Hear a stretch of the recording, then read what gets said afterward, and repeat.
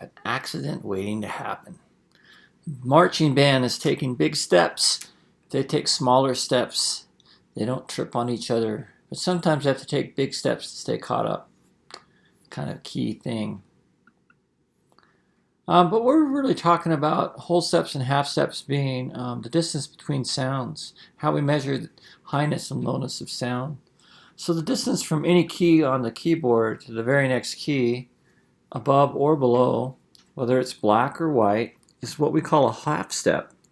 So notice if you go from C to the black key above it, it's a half step. But also E to F is a half step because there's no black key, and that's going to be real important to remember.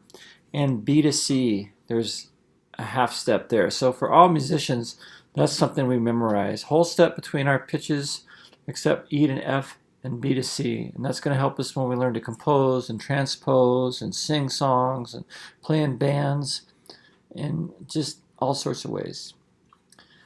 The next thing we're going to learn about is whole steps. So that means if a half step is one key away, half of a whole is one, then a whole is two. Two keys, excuse me, is a whole step. So C, one key to the black key, two to D, whole step. Notice that E to the black key is a whole step. E, 1, 2 is a whole step. And B to the black key is a whole step. Also, black key to black key is usually a whole step, but sometimes it can be more than that. Notice from this black key to E is a half step, to F is a whole step. But it's even more than a whole step. It's a whole step plus a half step between these two. Same here. Kind of cool too. So now we know about whole steps and half steps. Whole steps, 2 keys. Half step is 1. Here's another thing to be careful with. Half steps can be a black to white key. Half steps can be a white to white key. But half steps are never black to black. Why?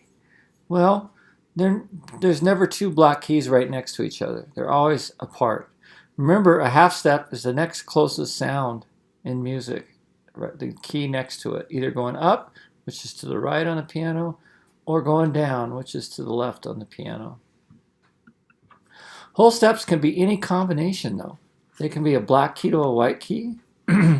So, for example, E flat here to F, 1, 2. They can be a black to black, F sharp to G sharp, 1, 2. They can be white to white, D to E, 1, 2. They can be white to black, E to F sharp, 1, 2. All those combinations count. So now we're into accidentals. Yes, accidentals. Oh no, we just tripped over each other. What is an accidental?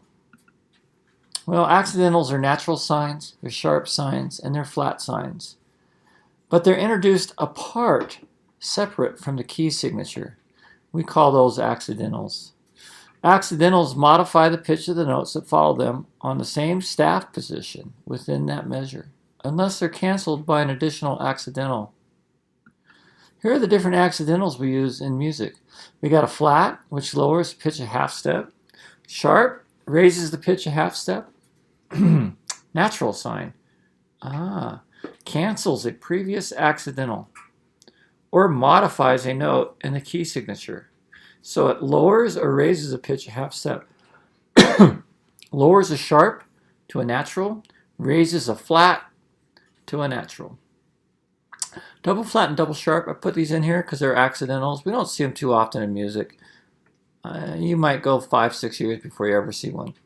Lowers the note a whole step, usually used when a note is already flat in a key signature, but not always. Or it raises the note a whole step. So double 2 halves is a whole, right? Note names. This is important too. These are all the names of the notes right here. Notice we have 1, 2, 3, 4, 5, 6, 7 note names in the white keys, plus 5 note names in the black. 7 plus 5 is 12, but there are 15 note names. What? Actually, there's more than that. I don't even know how many there are. we can call the black keys C sharp or D flat because they're in between those two. But also notice the E can be called F flat, and the reason is it is a half step below F. So when you lower an F a half step, it's an E. F flat is an E. And then when you raise an E a half step, it's an E sharp. So mini notes have two names. Don't forget that and learn both their names. Here is an example from your music that you will learn in our program.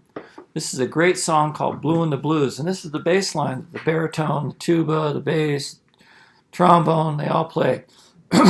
We're in the key of B flat here. And the first note is an F. Fourth line in the bass clef is F.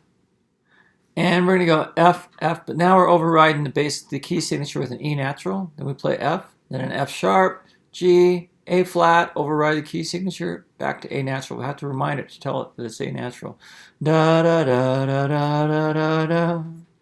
Accidentals last for a whole measure, remember that, unless you cancel them by using another accidental.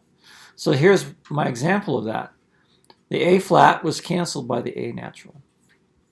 All right, so all I gotta say is whole step or half step, an accident waiting to happen.